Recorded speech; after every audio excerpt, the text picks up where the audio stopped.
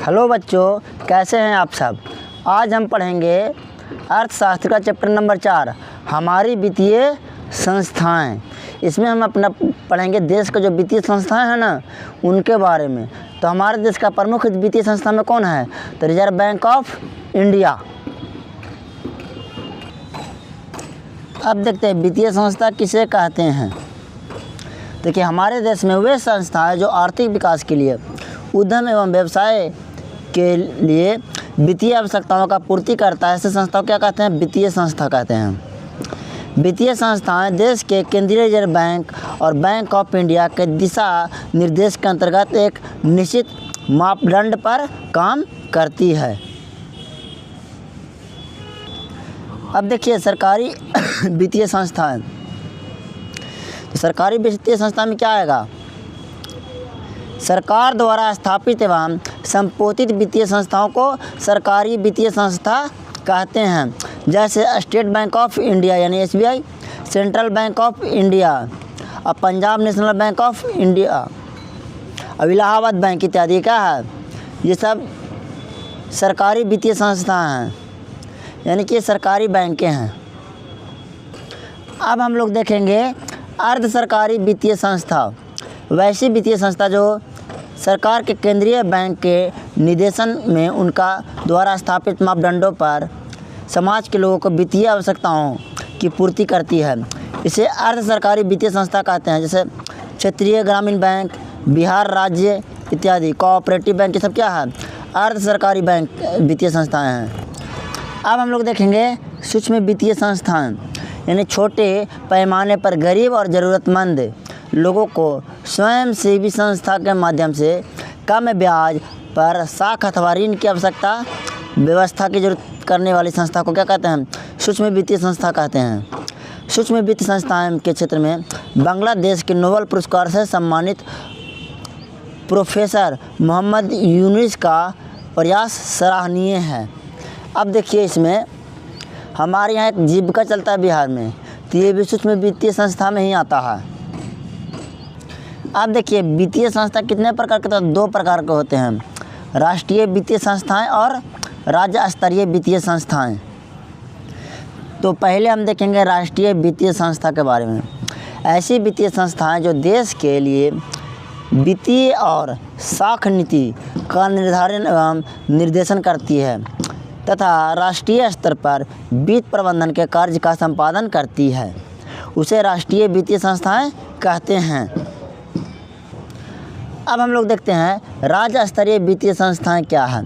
तो ऐसी वित्तीय संस्थाएं जो राज्य के लिए वित्तीय एवं साख नीति का निर्धारण एवं निर्देशन करती है, राज्य स्तर पर वित्त प्रबंधन का कार्य करती है, उसे क्या कहेंगे, राज्य स्तरीय वित्तीय संस्था कहते हैं।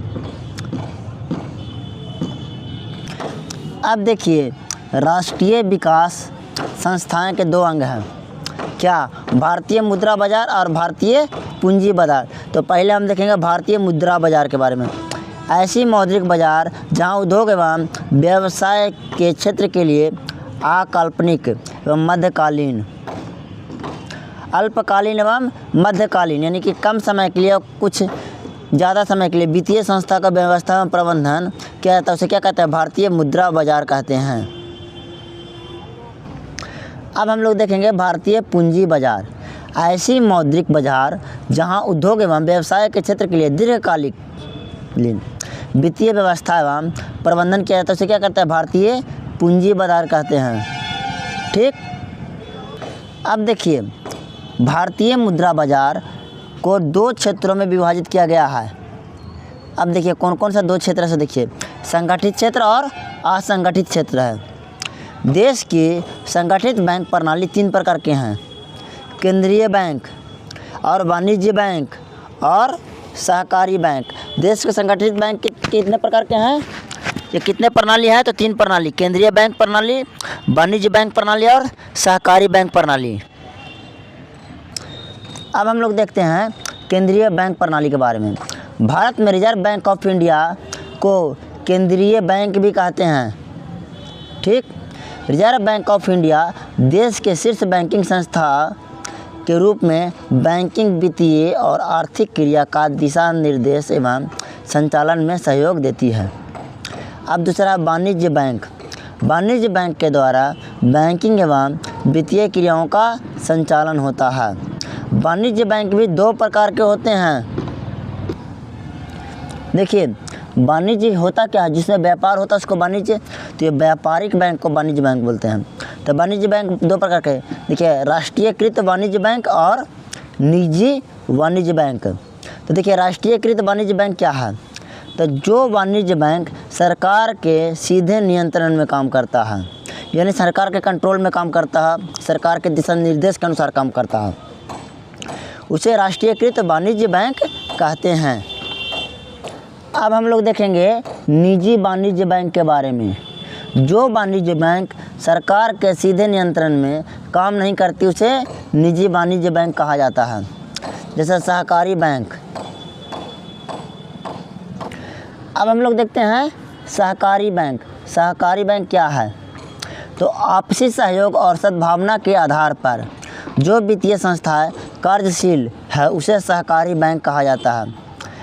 अब देखिए, आप लोग समझ गए, जो आपसी सहयोग के अनुसार जो वित्तीय संस्था कार्यशील है उसे क्या कहेंगे, सहकारी बैंक। जैसे कोऑपरेटिव बैंक भी बोलते हैं। अब देखिए, भारतीय पूंजी बाजार 4 प्रकार के हैं। पहला, प्रतिभूति बाजार, औद्योगिक बाजार, विकास वित्तीय संस्था और गैर बैंकिंग वित्त कंपनियां। अब देखिए, भारतीय पूंजी बाजार के माध्यम से राष्ट्रीय विकास और सार्वजनिक क्षेत्र के उद्योग संचालित किए जाते हैं।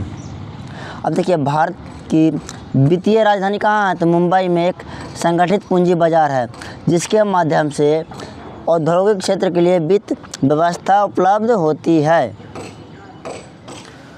मुंबई के दलाल स्ट्रीट में पूंजी बाजार का प्रधान क्षेत्र है। अब देखिए, है क्या चीज़ समझिए आप। जो मुंबई का जो दलाल स्ट्रीट है, इसको जो शेयर बाज़ार का मार्केट कहते हैं ना, तो ये मुंबई स्टॉक एक्सचेंज है ना, वही है। आजकल मुंबई स्टॉक एक्सचेंज बोलते हैं, पहले उसको बोला जाता था मुंबई दलाल स्ट्रीट। राज्य स्तरीय वित्तीय संस्थाएं 2 प्रकार की होती है, संस्थागत एक गैर संस्थागत। तो देखिए, 5 संस्थागत वित्तीय संस्थाओं के बारे में हम देखते हैं। सहकारी बैंक, प्राथमिक सहकारी समिति, भूमि विकास बैंक, व्यावसायिक बैंक, क्षेत्रीय ग्रामीण बैंक और नाबार्ड है। अब हम लोग देखते हैं सहकारी बैंक के बारे में। राज्य स्तर पर त्रिस्तरीय सहकारी साख व्यवस्था है और ग्राम स्तर पर प्राथमिक सहकारी साख समिति है। जिला स्तर पर जिला सहकारी बैंक है। राज्य स्तर पर राज्य सहकारी बैंक है। बिहार में 25 जिला सहकारी बैंक कार्यरत है। हाँ, अब देखते हैं हम लोग प्राथमिक सहकारी समितियाँ क्या है। तो प्राथमिक साख समिति अल्पकालिक की व्यवस्था करती है। अल्पकालिक क्या, लोन की व्यवस्था करती है, ठीक, यानी कम समय के लिए। एक गांव में कोई कम से कम 10 व्यक्ति मिलकर एक प्राथमिक साख समिति का निर्माण कर सकते हैं। जैसे कि गांव में देखिएगा समूह वाला है ना, औरत लोग हैं ना, 10 से 15 लोग का समूह बना के कर रहे हैं। बिहार में 6,842 प्राथमिक सहकारी कृषि समिति कार्य कर रही है। अब हम लोग जानेंगे भूमि विकास बैंक के बारे में। तो भूमि विकास बैंक दीर्घकालीन ऋण उपलब्ध कराता है। भूमि विकास बैंक का पुराना नाम भूमि बंधक बैंक था। भूमि विकास बैंक को सहकारी कृषि और ग्रामीण विकास बैंक भी कहा जाता है। अब हम लोग जानेंगे व्यावसायिक बैंक के बारे में। व्यावसायिक बैंक का राष्ट्रीयकरण 1969 ईस्वी में किया गया था। व्यावसायिक बैंक के द्वारा किसानों को लोन या फिर साख की सुविधा प्रदान की जाती है।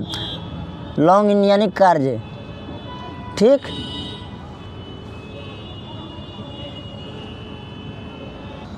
अब हम लोग देखेंगे क्षेत्रीय ग्रामीण बैंक। तो देखिए, क्षेत्रीय ग्रामीण बैंक की स्थापना 1975 ईस्वी में किया गया था। देश में 196 क्षेत्रीय ग्रामीण बैंक कार्यरत रहने कार्य कर रही है। अब हम लोग देखेंगे नाबार्ड के बारे में। नाबार्ड क्या है, तो नाबार्ड कृषि तथा ग्रामीण विकास के लिए पुनर्वित्त प्रदान करने वाली एक संस्था है। नाबार्ड कृषि तथा ग्रामीण विकास के लिए सरकारी संस्थाओं, व्यावसायिक बैंक तथा क्षेत्रीय ग्रामीण बैंक को वित्त की यानी कि पैसे की सुविधा प्रदान करता है, यानी पूंजी का सुविधा प्रदान करता है। अब देखिए व्यावसायिक बैंक के कार्य, तो जमा राशि को स्वीकार करना पहला काम है, ऋण प्रदान करना यानी किसी को लोन देना, सामान्य उपयोगिता संबंधी कार्य करना और एजेंसी संबंधी कार्य करना है। अब देखिए व्यावसायिक बैंक जमा राशि 4 प्रकार से स्वीकार करते हैं। अब कौन कौन? अस्थायी जमा, चालू जमा, संचयी जमा और आवर्ती जमा। अब इसमें हमको पढ़ना अस्थायी जमा किसे कहते हैं। तो देखिए अस्थायी जमा में क्या होता है कि अस्थायी जमा खाते में रुपया एक निश्चित अवधि जैसे 1 वर्ष से अधिक के लिए जमा किया जाता है। इस अवधि में साधारणतः रुपया नहीं निकाला जा सकता है। अस्थायी जमा को सावधि जमा भी कहा जाता है,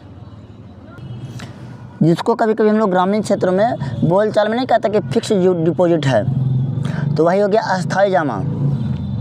अब हम लोग देखेंगे चालू जमा। चालू जमा है क्या? तो चालू जमा खाते में रुपया जमा करने वाला अपने इच्छा अनुसार रुपया जमा कर सकता है और निकाल सकता है।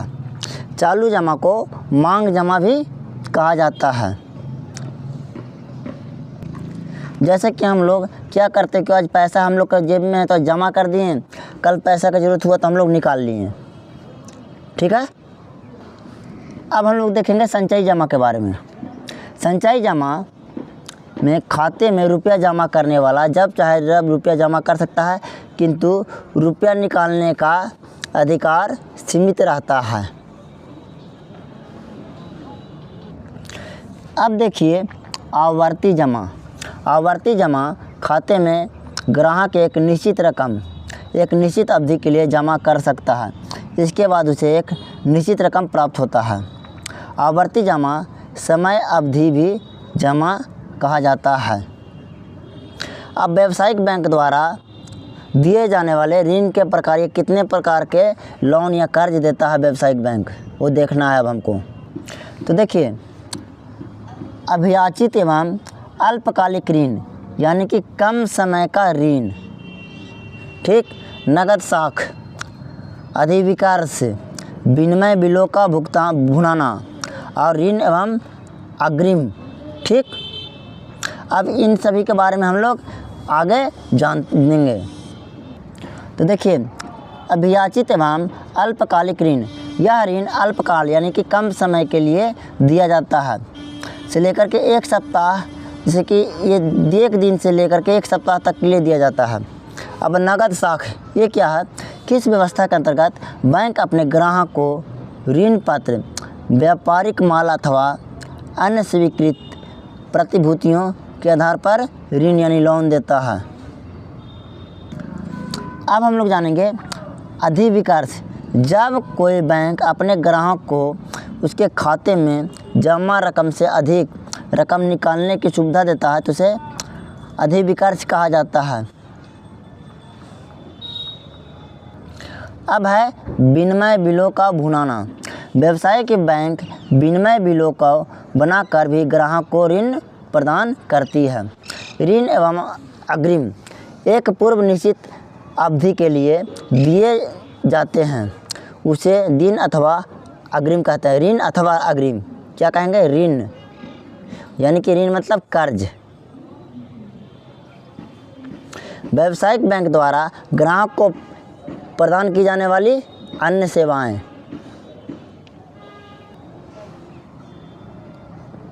तो देखिए यात्री चेक एवं साख प्रमाण पत्र जारी करना और लॉकर की सुविधा, एटीएम एवं क्रेडिट कार्ड की सुविधा देना, ये सब क्या है? और व्यापारिक सूचनाओं एवं आंकड़े का एकत्रीकरण, ये सब क्या है? बैंक ग्राहक को अन्य जो सेवाएं देता है, तो इसमें से ये सब सेवा, जैसे कि लॉकर का सुविधा। जैसे कि लॉकर सुविधा है क्या? जैसे कि आपको कागज़ पत्र है किसी तरह का, या फिर सोना चांदी का, बहुत सारे लोग ज्वेलरी रखते हैं बैंक में, उसके एवज में बैंक क्या करता है, आपसे सालाना एक फीस लेता है। अब आगे का सवाल है व्यावसायिक बैंकों की एजेंसी संबंधी कार्य। तो चेक, बिल और ड्राफ्ट का संचालन, ब्याज तथा लाभांश का संचालन तथा वितरण, ब्याज ऋण की किस्त, बीमे किस्त का भुगतान, प्रतिभूतियों का क्रय विक्रय, ड्राफ्ट तथा डाक द्वारा कोष का हस्तांतरण, ये सब क्या है, व्यावसायिक बैंकों का एजेंसी संबंधी कार्य हो गया। अब हमें देखना है सहकारिता। सहकारिता का अर्थ एक साथ मिलजुल कर कार्य करना ही सहकारिता कहलाता है। अब सहकारिता का वह संगठन जिसके द्वारा दो या दो से अधिक व्यक्ति सुरक्षापूर्वक मिलजुल करके समान स्तर पर आर्थिक हितों की वृद्धि करते हैं, उसे सहकारिता कहते हैं। अब हमें देखना है सहकारिता का सिद्धांत। तो देखिए सहकारिता का सिद्धांत, तो सब प्रत्येक के लिए और प्रत्येक सब के लिए है, पहला सिद्धांत ये है। सहकारिता के 3 आधारभूत सिद्धांत हैं। सहकारिता संगठन का सदस्य स्वैच्छिक होता है, यानी वह अपनी इच्छा से होता है, कोई भी उसके संगठन में सदस्य बन सकता है। सहकारिता का प्रबंधन और संचालन जनतंत्रात्मक आधार पर होता है, यानी कि लोगों के मत के आधार पर होता है। सहकारिता का आर्थिक उद्देश्य में नैतिक और सामाजिक तत्व शामिल होते हैं। अब हम लोग देखेंगे भारत में सहकारिता का विकास। तो देखिए 1904 में सहकारिता साख समिति विधान पारित हुआ और सहकारी समिति के कार्य प्रणाली में सुधार के लिए 1912 में एक और अधिनियम बनाया गया। सहकारी समिति की प्रगति की समीक्षा एवं इसके विकास के रूपरेखा निर्धारित करने का उद्देश्य 1914 में मैगलन समिति नियुक्त की गई। देखिए सहकारी साख समिति विधान कब पारित हुआ, तो 1904 ईस्वी में, बहुत इम्पोर्टेंट है, याद रखिएगा ये। अब देखिए 1919 में सहकारी प्रांतीय सरकारों का हस्तांतरित विषय बन गई। अब देखिए स्वयं सहायता समूह ये क्या है, तो स्वयं सहायता समूह में वास्तव में ग्रामीण क्षेत्रों के 15 से 20 व्यक्तियों को एक अनौपचारिक समूह होता है जो अपनी बचत तथा बैंक से लघु ऋण लेकर के अपने सदस्यों की पारिवारिक ज़रूरत को पूरा करते हैं और विकास गतिविधियां चलाकर गाँव के विकास और महिला सशक्तिकरण में योगदान करते हैं। जैसे आजकल आप लोग देख रहे होंगे कि बिहार में खास करके ज़्यादातर कि हर गांव में, हर घर में लगभग 15 से 20 महिलाएं मिलकर एक समूह बनाती है, जिसको क्या कहते हैं, स्वयं सहायता समूह के नाम से जानते हैं। इसके ज़रिए लोन भी मिलता है कम ब्याज पर और बिना क्रेडिट का लोन मिल जाता है। अब देखिए सूक्ष्म वित्त योजना क्या है, तो सूक्ष्म वित्त योजना के द्वारा गांव, कस्बा या जिला में गरीब परिवारों को सहायता समूह से जोड़कर ऋण यानी कि कर्ज प्रदान किया जाता है। अब हम लोग देखेंगे वस्तुनिष्ठ प्रश्न यानी कि ऑब्जेक्टिव क्वेश्चन। भारत में सहकारिता आंदोलन का प्रारंभ कब हुआ, तो 1904 में।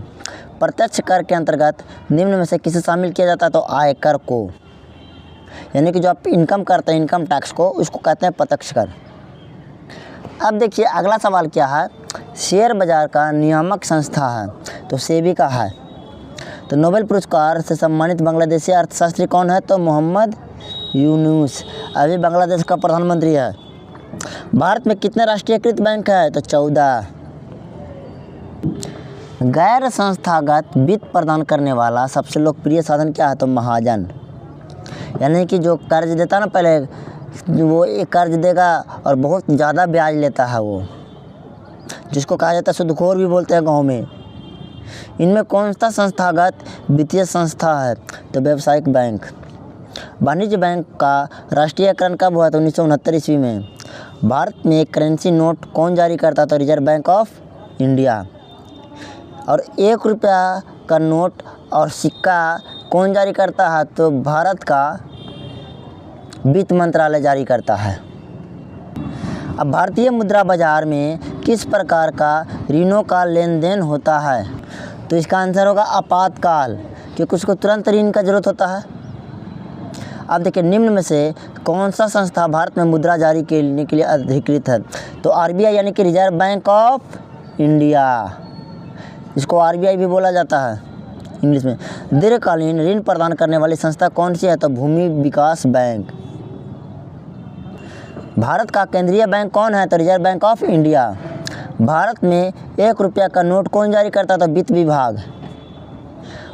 राज्य वित्त आयोग का गठन किया जाता है तो पंचायतों की वित्तीय स्थितियों को पुनः अवलोकन हेतु। अब देखिए कृषि तथा ग्रामीण विकास के लिए पुनर्वर्तित करने वाली शीर्ष संस्था कौन है? तो नाबार्ड है। सहकारिता साख समिति कानून कब पारित हुआ? तो 1904 ईस्वी में पारित हुआ था। ग्रामीण बैंक के संस्थापक कौन हैं? ये क्वेश्चन गलत है, आंसर। अब देखिए रिजर्व बैंक ऑफ इंडिया की स्थापना कब हुई? तो 1935 ईस्वी में। भारत की वित्तीय राजधानी किस शहर को कहा जाता है? तो मुंबई को। बिहार में पहला क्षेत्रीय ग्रामीण बैंक कब स्थापित हुआ? तो 1976 ईस्वी में। अब देखिए अगला, केंद्रीय सहकारी बैंक किस स्तर पर काम करता था? जिला स्तर पर। प्राथमिक कृषि साख समिति कृषकों को किस प्रकार का ऋण प्रदान करती है? तो अल्पकालीन। सहकारी प्रांतीय सरकारों का हस्तांतरण योग्य विषय कब बनी? तो 1919 ईस्वी में। देखिए क्षेत्रीय ग्रामीण बैंक की स्थापना कब की गई? तो 1975 ईस्वी में। अब आपका अगला क्वेश्चन है, निम्न में से कौन सा खाता विशेष रूप से व्यापारियों के लिए है? तो चालू जमा खाता। भारत में मौद्रिक नीति का निर्धारण कौन करता? तो भारतीय रिजर्व बैंक यानी आरबीआई। निम्न में से कौन पूंजी बाजार का अंग है? तो प्रतिभूति बाजार, औद्योगिक बाजार और विकास वित्त संस्थाएं। अब अगला है, व्यापारिक बैंक का एजेंसी कार्य क्या है? तो प्रतिभूतियों का क्रय विक्रय करना। सहकारिता का मूल तत्व क्या है? तो आपसी सहयोग, स्वैच्छिक सदस्यता यानी कि अपने मन से आप सदस्य बनेंगे। जनतांत्रिक संचालन यानी कि जितना लोग होंगे उसमें से सबका सलाह पर उसका संचालन होगा। निम्न में से किस बैंक की स्थापना पहले हुई? तो पंजाब नेशनल बैंक। ये आप लोग अपना ऑब्जेक्टिव होगा ना, बुक में देख लीजिएगा, उसमें 4 ऑप्शन होगा, उसमें से इसका नाम है। अब आगे का सवाल है, भूमि विकास बैंक को पहले किस नाम से जाना जाता था? तो भूमि बंधक बैंक के नाम से। सूक्ष्म वित्तीय संस्थाओं की शुरुआत किस देश में हुई? तो बांग्लादेश में। भारत में वित्तीय संस्थाओं का मुख्य रूप कितना है? तो 2 रूप हैं। वित्तीय संस्थाओं के प्रकार, तो वित्तीय संस्था 2 प्रकार के होते हैं। कृषि एवं ग्रामीण साख की पूर्ति के लिए किस संस्था की स्थापना की गई? तो नाबार्ड की। बिहार में संस्थागत वित्तीय संस्थाएं कितने प्रकार के? तो 4 प्रकार के हैं। अब देखिए भारतीय पूंजी बाजार निम्न में से किस प्रकार का वित्त है? तो दीर्घकालीन। सहकारी बैंक किसे ऋण प्रदान करता है? तो कृषक को यानी किसानों को। रिजर्व बैंक ऑफ इंडिया का राष्ट्रीयकरण किस वर्ष हुआ? तो 1 जनवरी 1949 को। केंद्रीय बैंक का मुख्यालय कहाँ है? तो मुंबई में है। इनमें से कौन सी एशिया का सबसे पुराना शेयर बाजार है? तो मुंबई है। अब देखिए बिहार का वित्त का सर्वाधिक महत्वपूर्ण संस्थागत समूह क्या है? तो व्यावसायिक बैंक। गैर संस्थागत वित्त प्रदान करने वाला सबसे लोकप्रिय साधन क्या है? तो देसी बैंकर या फिर इसको महाजन बोलते हैं, या फिर कुछ भाषा में इसको सूदखोर लोग भी बोलते हैं गांव में, कि जैसे कि आपको 10% ब्याज लेगा, यानी कि 1 महीने का 100 रुपये का 10 रुपये लेता है। ये बहुत ज़्यादा इसका ब्याज हाई रहता है। और आदमी कभी कभी क्या होता है ना, गांव में कोई बीमार पड़ गए, मजबूरी ऐसा हो जाता है ना कि उसको पैसा का बहुत ज़्यादा ज़रूरत होता है, तो ये मजबूरी में ऐसे लोगों से लेते हैं। अब देखिए वित्तीय संस्थाओं में किन संस्थाओं को सम्मिलित किया जाता है? तो व्यावसायिक बैंक, सहकारी साख समिति और बीमा कंपनियां। गैर संस्थागत वित्त प्रदान करने वाली सबसे लोकप्रिय साधन क्या है? तो महाजन है। अब देखिए प्राथमिक कृषि साख की तरह ऋण प्रदान करने वाले कृषक को किस प्रकार का ऋण प्रदान किया जाता है? तो अल्पकालीन। ग्रामीण बैंक की स्थापना किस वर्ष की गई? तो 2 अक्टूबर 1975 को। क्षेत्रीय ग्रामीण बैंक की स्थापना मुख्यतः किनके लिए की गई? छोटे और सीमांत किसानों के लिए। बिहार में क्षेत्रीय बैंक की स्थापना किस वर्ष हुई? तो 1975। देश में अभी कार्यरत क्षेत्रीय ग्रामीण बैंकों की संख्या तो 196 है। नाबार्ड की स्थापना किस वर्ष की गई? तो 1982 ईस्वी में की गई थी। देखिए, ये सवाल ही गलत है। राज्य में स्थित केंद्रीय सहकारी बैंक की संख्या कितनी है? तो किस राज्य में? ये तो गलत है, सवाल ही गलत है ये।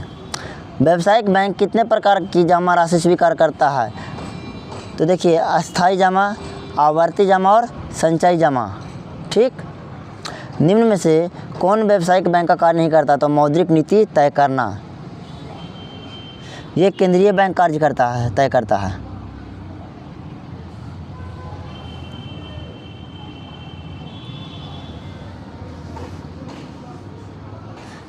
अब देखिए, व्यावसायिक बैंक द्वारा बैंकों द्वारा स्वीकार किए गए जमा में शामिल नहीं। तो देखिए, वस्तु जमा। देखिए, व्यावसायिक बैंक जो है सो वस्तु जमा स्वीकार नहीं करते। बैंक का कार्य नहीं है तो स्वयं सहायता समूह बनाना, वे तो लोग खुद बनाते हैं, बैंक थोड़ी बनाएगा इसको। किसी गांव में कम से कम कितने व्यक्ति मिलकर के एक प्राथमिक साख समिति का निर्माण करते? तो कम से कम 10 लोग। अब देखिए, भारत में सूक्ष्म वित्त की शुरुआत किस दशक में हुआ? तो 1980 के दशक में। स्वयं सहायता समूह में सदस्यों की संख्या सामान्यतः होती है, तो सामान्यतः 15 से 20 पाया जाता है, लेकिन 10 भी रहते तो हो जाता है। अब लघु उत्तरीय प्रश्न है, उसको हम लोग अब सोल्व करते हैं। अब देखिए, वित्तीय संस्था से आप क्या समझते हैं? 2015 और 2017 में एक क्वेश्चन पूछा गया है। हमारे देश की वे संस्थाएं जो आर्थिक विकास के लिए उद्यम एवं व्यवसाय को वित्तीय आवश्यकताओं की पूर्ति करता है, ऐसे संस्थाओं को क्या कहते हैं? वित्तीय संस्था कहते हैं। अब अगला सवाल है, राज्य की वित्तीय संस्थाओं को कितने भागों में बांटा गया है? संक्षिप्त रूप में वर्णन करें। तो राज्य की वित्तीय संस्थाओं को 2 भागों में बांटा गया है, एक संस्थागत वित्तीय संस्था और एक गैर संस्थागत वित्तीय संस्था। अब आपका अगला सवाल, किसानों को साख अथवा ऋण की आवश्यकता क्यों होती है? 2018 में क्वेश्चन पूछा गया था। तो अब देखिए, किसानों को कृषि यानी खेती करने के लिए पूंजी की ज़रूरत होती है, और किसानों को ऋण की आवश्यकता खेती करने के लिए होती है, और किसान ऋण लेकर के बीज, उर्वरक और कीटनाशक आदि खरीदते हैं, इसीलिए किसानों को ऋण की आवश्यकता होती है। व्यावसायिक बैंक कितने प्रकार की जमा राशि को स्वीकार करते हैं? इस पर क्या कीजिए? संक्षिप्त टिप्पणी दीजिए या फिर संक्षिप्त विवरण करें। तो देखिए, व्यावसायिक बैंक जमा राशि 4 प्रकार के स्वीकार करते हैं। एक अस्थायी जमा, दूसरा चालू जमा, तीसरा संचयी जमा और चौथा आवर्ती जमा। अब हम लोग देखते हैं अस्थायी जमा क्या है। तो अस्थायी जमा खाते में 1 रुपया एक निश्चित अवधि जैसे 1 वर्ष से अधिक के लिए जमा किया जाता है। इस अवधि के अंदर वो साधारणतः रुपया नहीं निकाल सकते हैं। अब हम लोग देखते हैं चालू जमा। चालू जमा खाते में रुपया जमा करने वाला अपनी इच्छा अनुसार रुपया को जमा कर भी सकता है और निकाल भी सकता है। ठीक। अब हम लोग देखेंगे संचयी जमा के बारे में। संचयी जमा खाते में रुपया जमा करने वाला जब चाहे रुपया जमा कर सकता है, लेकिन रुपया निकालने का अधिकार सीमित रहता है। आवर्ती जमा में क्या होता है कि खाते में ग्राहक एक निश्चित रकम एक निश्चित अवधि के लिए जमा करता है, अब इसके बाद उसे एक निश्चित रकम प्राप्त होता है। अब आपका अगला सवाल है, बहुत इम्पोर्टेंट है। सहकारिता से आप क्या समझते हैं? 2011 में भी पूछा गया, 2014 में, 2017 में और 2019 में। अब देखिए, सहकारिता है क्या? तो वह संगठन है, सहकारिता वह संगठन है जिसके द्वारा 2 या 2 से अधिक व्यक्ति सुरक्षापूर्वक मिलजुल कर समान स्तर पर आर्थिक हितों की वृद्धि करते हैं, उसे सहकारिता कहते हैं। सहकारिता का अर्थ क्या होता है? तो एक साथ मिलजुल कर कार्य करना। ये ऑब्जेक्टिव में दे सकता है कि सहकारिता का क्या अर्थ होता है। अब आपका अगला सवाल है, स्वयं सहायता समूह यानी सेल्फ हेल्प ग्रुप से आप क्या समझते हैं? ये 2012 में, 22 में और 23 में क्वेश्चन पूछा गया है। बहुत सारे बच्चा देखते हैं कि पिछले साल पूछा तो इस साल नहीं पूछेगा, ऐसा कुछ नहीं है। कोई क्वेश्चन कब घुमा देगा कोई नहीं जानता है। स्वयं सहायता समूह वास्तव में ग्रामीण क्षेत्र में 15 से 20 व्यक्तियों का एक अनौपचारिक समूह होता है जो अपनी बचत तथा बैंक से लघु ऋण लेकर के अपनी सदस्य की पारिवारिक ज़रूरत को पूरा करते हैं और विकास गतिविधियों को चला करके गांव का विकास और महिला सशक्तिकरण में योगदान करते हैं। अब भारत में सहकारिता का शुरुआत किस वर्ष हुई? संक्षिप्त वर्णन करें। तो देखिए 1904 ईस्वी में सहकारिता साख समिति विधान पारित हुआ। सहकारिता समिति के कार्य प्रणाली में सुधार के लिए 1912 में एक अधिनियम बनाया गया और सहकारिता समिति की प्रगति की समीक्षा एवं इसके विकास के रूपरेखा निर्धारित करने के लिए उद्देश्य 1914 में मैगलेगन समिति नियुक्त की गई और 1919 में सहकारिता प्रांतीय सरकारों को हस्तांतरित विषय बन गई। अब अगला सवाल ये है कि सूक्ष्म वित्त योजना को परिभाषित करें। 2022 में ये सवाल पूछा गया है। देखिए सूक्ष्म वित्त योजना के द्वारा गांव, कस्बा, जिला में गरीब परिवारों को सहायता समूह से जोड़कर ऋण प्रदान कराया जाता है। अब आपका अगला सवाल ये है कि व्यापारिक बैंक के एजेंसी संबंधी कार्य बताइए। 2023 में क्वेश्चन पूछा गया है। तो व्यापारिक एजेंसी बैंक के एजेंसी संबंधी कार्य निम्नलिखित हैं। कौन कौन सा कार्य है? तो चेक, बिल, ड्राफ्ट का संकलन, ब्याज तथा लाभांश का संकलन तथा वितरण, लाभांश, ब्याज, ऋण की किस्त, बीमे की किस्त का भुगतान, प्रभूतियों का क्रय विक्रय, ड्राफ्ट तथा डाक द्वारा कोष का हस्तांतरण आदि। अब अगला सवाल ये है कि वित्तीय संस्थाओं का क्या कार्य है? 2024 में क्वेश्चन पूछा गया। तब वित्तीय संस्थाएं आर्थिक विकास के लिए उद्यम एवं व्यवसाय के वित्तीय आवश्यकताओं की पूर्ति करता है। कोर बैंकिंग प्रणाली से आपका क्या अभिप्राय है? 2023 में क्वेश्चन पूछा गया है। एक संकेत से एक व्यक्ति दूर उपस्थित दूसरे व्यक्ति को उसी बैंक के माध्यम से पैसे का हस्तांतरण करता है। ये क्या कहलाता है? कोर बैंकिंग कहलाता है। ठीक। अब देखिए, अब आपका है दीर्घ उत्तरीय प्रश्न। राष्ट्रीय वित्तीय संस्था किसे कहते हैं? इसे कितने भागों में बांटा गया है? वर्णन करें। ये 2018 में क्वेश्चन पूछा गया है। तो देखिए, ऐसी वित्तीय संस्थाएं जो देश के लिए वित्त और साख नीति का निर्धारण एवं निर्देशन करता है तथा राष्ट्रीय स्तर पर वित्त प्रबंधन के कार्य का संपादन करती है, उसे राष्ट्रीय वित्तीय संस्था कहते हैं। राष्ट्रीय वित्तीय संस्था के दो अंग हैं, भारतीय मुद्रा बाजार और भारतीय पूंजी बाजार। पहले हम देखेंगे भारतीय मुद्रा बाजार के बारे में। अब हम देखेंगे भारतीय मुद्रा बाजार के बारे में। ऐसा मौद्रिक बाजार जहां उद्योग एवं व्यवसाय के क्षेत्र के लिए अल्पकालीन एवं मध्यकालीन वित्तीय व्यवस्था एवं प्रबंधन किया जाता है, उसे भारतीय मुद्रा बाजार कहते हैं। अल्पकालीन का मतलब होता है कम समय के लिए। अब दूसरा है भारतीय पूंजी बाजार। ऐसा मौद्रिक व्यवस्था बाजार जहां उद्योग एवं व्यवसाय के क्षेत्र के लिए दीर्घकालीन वित्तीय व्यवस्था एवं प्रबंधन किया जाता है, उसे क्या कहते हैं? भारतीय पूंजी बाजार कहते हैं। अब आपका अगला सवाल है राज्य स्तरीय संस्थागत वित्तीय स्रोतों के कार्य का वर्णन करें। यह सवाल 2014 में और 2023 में पूछा गया है। तो हम देखते हैं राज्य स्तरीय संस्थागत वित्तीय स्रोतों के कार्य निम्नलिखित है। पहला, सहकारी बैंक। तो देखिए, राज्य स्तर पर त्रिस्तरीय सहकारी साख व्यवस्था है। ग्राम स्तर प्राथमिक सहकारी साख समिति, जिला स्तर पर जिला सहकारी बैंक और राज्य स्तर पर राज्य सहकारी बैंक है। इनके माध्यम से किसानों को ऋण यानी कि कर्ज मिलता है। अब देखिए, प्राथमिक सहकारी समितियां, प्राथमिक साख समिति अल्पकालीन व्यवस्था करती है एक गांव में के कोई भी कम से कम 10 व्यक्ति मिलकर एक प्राथमिक साख समिति का निर्माण कर सकते हैं। अब है तीसरा में भूमि विकास बैंक। भूमि विकास बैंक दीर्घकालीन ऋण उपलब्ध कराती है। अब भूमि विकास बैंक का पुराना नाम क्या है? भूमि बंधन बैंक। भूमि विकास बैंक को सहकारी कृषि और ग्रामीण विकास बैंक कहा जाता है।